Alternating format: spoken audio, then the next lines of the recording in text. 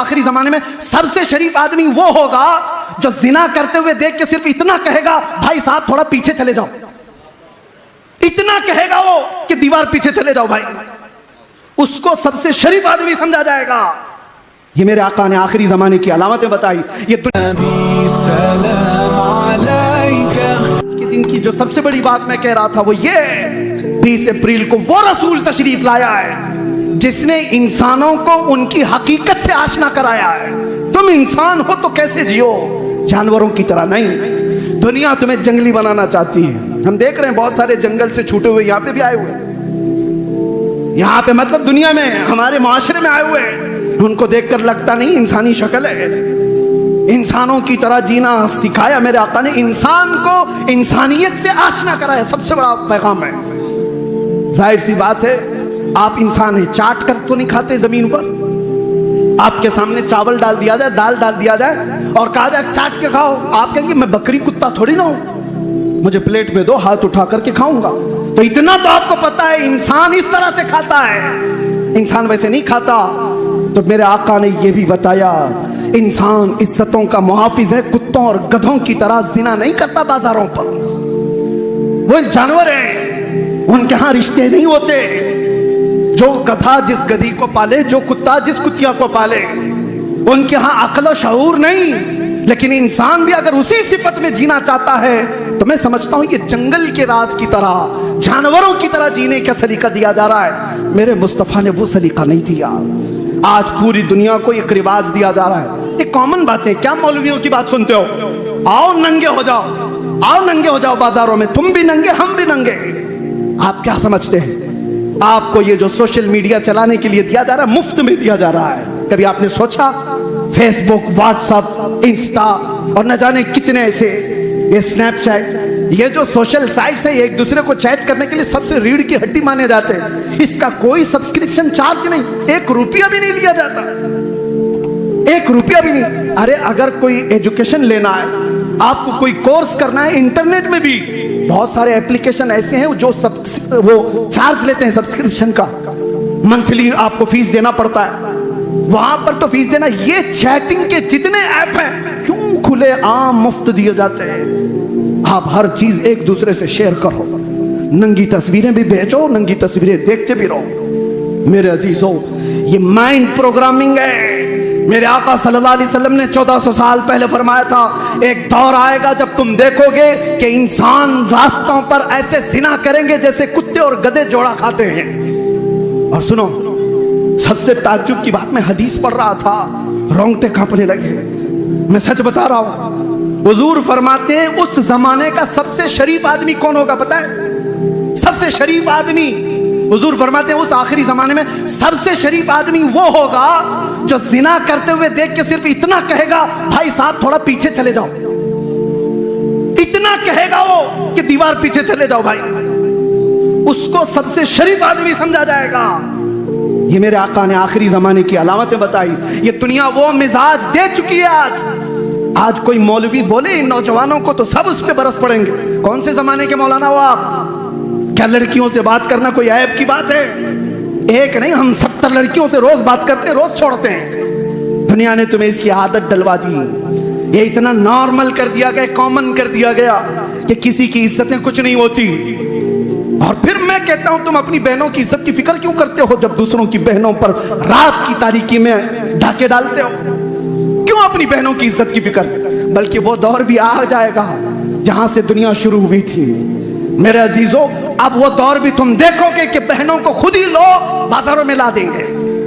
बाप अपनी बेटियों को खुद लेकर के आएगा बाजार में। हमने मिस्र में देखा है, आज से तकरीबन 17 साल हो गए मैं आकर के भी। उस वक्त जब अभी सोशल मीडिया का दौर नहीं था, दरियाए नील पर नाचती हुई लड़कियां, ताज्जुब होता कि उधर से गाड़ी गुजर जाए तो आंखें बंद कर लें।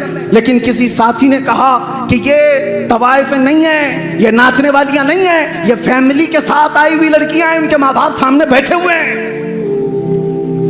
हैरत होती है, बाप लेकर के आता है।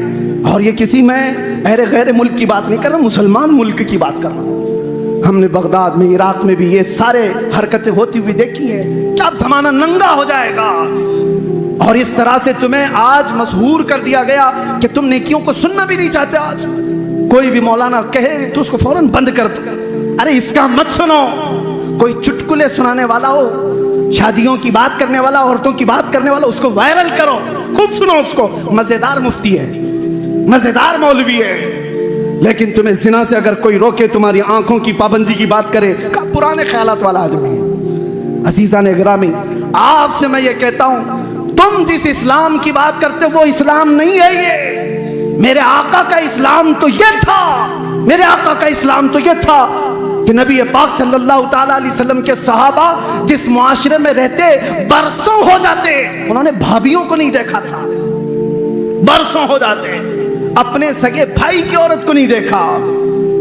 और आज हम जिस इस्लाम की बात कर रहे हैं, अभी अगर नारा लगाओ कोई भी इस्लाम जिंदाबाद, तो देखो छत गूंजने लग जाए, दीवारें गूंजने लग जाए। इस्लाम जिंदाबाद के मस्जिद में जिंदाबाद, तुम्हारी शादियों की महलों में क्या हो गया इस्लाम का?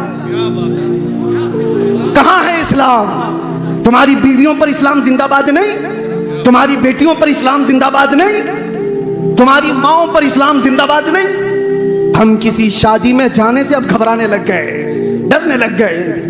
अक्सर ऐसा होता है, हम अपनी शक्ल शबाहत देखते, या ये उलमा भी होते होंगे, मियाँ हमको पर्दा करके जाना पड़ता है, बाकी पर्दे वाली तो सब खुले होती हैं। मर्दों को, उलमा को पर्दे में लेके जाया जाता है, क्योंकि यह सब नंगी है। वो बात करती है फातिमा तो ज़हरा की, दिल पर चोट लगती है। मेरे आका की वो दुख्तरे नेक अख्तर, लगते जिगर, जिसका जनाजा भी किसी ने नहीं देखा, उससे निस्बत जोड़ने की बात करती हमारी बहनें आज। और हद तो ये है, उस रसूलुल्लाह की बेटी के पर्दे का हाल ये है, हदीस मुबारक है, क़यामत के दिन लोग तो नंगे उठाए जाएंगे, लेकिन उस महशर के मैदान में भी एक आवाज आ रही होगी फरिश्तों की तरफ से, या अहले महशर गद्दू अबसारकुम फ़इन्न फातिमा बिन्त मोहम्मद तमर्रु इलल जन्ना। ऐ महशर वाले, अपनी आंखें नीची कर लो, मोहम्मद की बेटी फातिमा जन्नत की तरफ जा रही है।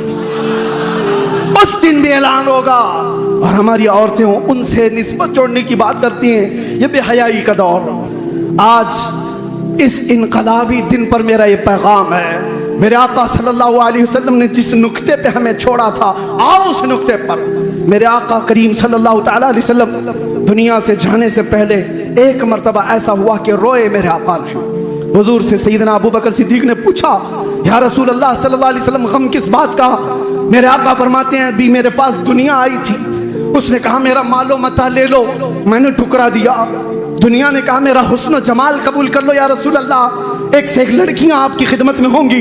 हुजूर फरमाते मैंने ठुकरा दिया, मुझे तेरे हुस्न जमाल की भी हाजत नहीं, तेरे दौलत और माल की भी नहीं। तो दुनिया मुझे ये कह करके गई, या रसूल अल्लाह आज आपने मुझे ठुकराया, लेकिन आपके बाद आपकी उम्मत ऐसा नहीं कर सकेगी, वो मुझे ले लेगी, मेरे हुस्न जमाल में मसरूफ हो जाएगी, मेरे दौलत और माल में गर्क हो जाएगी। हुजूर फरमाते दुनिया की इस बात ने मुझे रुला दिया, दुनिया की इस बात ने मुझे रोने पर मजबूर किया। मेरे आका सल्लल्लाहु ताला अलैहि वसल्लम को अगर गम था तो इसी दौर का था ये, जब उम्मत मेरे आका की तरफ देख भी नहीं रही।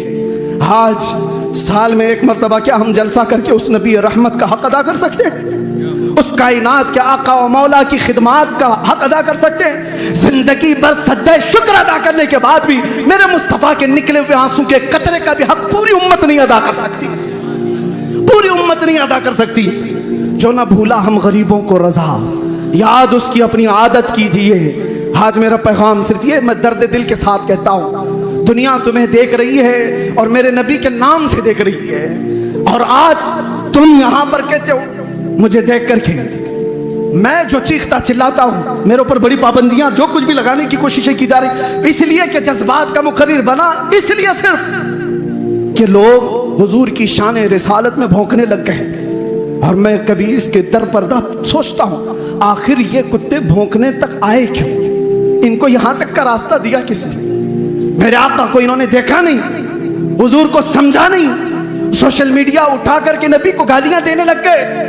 इनके पीछे जब रीजन तलाश किया जाता है तो ये बदअमल मुसलमान नजर आते हैं, इनको देख करके वो नबी को गालियां दे रहे हैं। मुसलमान ऐसे होते हैं इसलिए इनका नबी ऐसा होगा। मुआज़ अल्लाह रब्बिल आलमीन। क्या आज हमारी जिंदगी इस मोड़ पर आ गई कि हमारी वजह से मेरे नबी की इज्जत पर उंगलियां उठने लग जाए?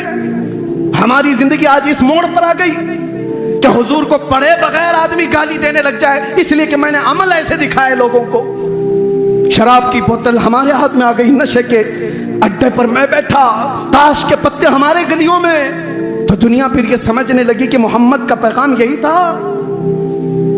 दुनिया तुम्हें देख करके नबी को पहचानती है, वो पढ़ती नहीं है, देख करके समझती है। हर जमाने में मुसलमान अपने नबी का तर्जुमान रहा है, एम्बेसडर रहा है। बदलो अपनी जिंदगी को, और अगर आज ना बदले तो वो दिन इंतजार करो जब कब्र में रखे जाओगे। बुजुर्गों ने फरमाया फरिश्ते सवाल करेंगे तेरा रब कौन है, तेरा दीन क्या है। तीसरा सवाल मेरे नबी को दिखा कर कहेंगे। अक्सर अइम्मा ने कहा कि रसूलुल्लाह कब्र में आएंगे, कब्र में तशरीफ लाएंगे, तुम्हारा यकीन है या नहीं? मेरे आका हुजूर कब्र में आएंगे, यकीन है? बुजुर्गों ने फरमाया वो वक्त भी आएगा ए मुसलमान, संभल जा, जिस वक्त तीसरा सवाल फरिश्ते हुजूर को दिखाकर पूछ रहे होंगे इनके बारे में क्या कहता था। बुजुर्गों ने फरमाया हुजूर अपना चेहरा फेर लेंगे और कहेंगे खबरदार मेरी तरफ देखना मत। हुजूर अगर फरमा दिए या रसूल अल्लाह, अगर तुमसे जो मुंह छुपाऊं तो करूं किसके सामने? क्या और किसी से तवक्को नजर की है? मुझे बताओ नौजवानों, जिस वक्त कब्र में मेरे आका अपना चेहरा फेर ले और कहे मेरी तरफ मत देखना, इसलिए कि दुनिया में तुझे किसी और का चेहरा पसंद था, बात मेरी करता था, काम किसी और के। हुजूर को लब्बैक लब्बैक लब्बैक कहकर पुकार रहा है, और फिर गलियों में तेरे तमाशे क्या है? तू अगर नबी का नहीं बन सका तो कब्र में किस चीज का इंतजार में जाएगा इस दुनिया से? और फिर याद रखना, हुजूर ने अगर चेहरा फेर लिया तो पूरी रहमत खुदा हमसे फिर गई।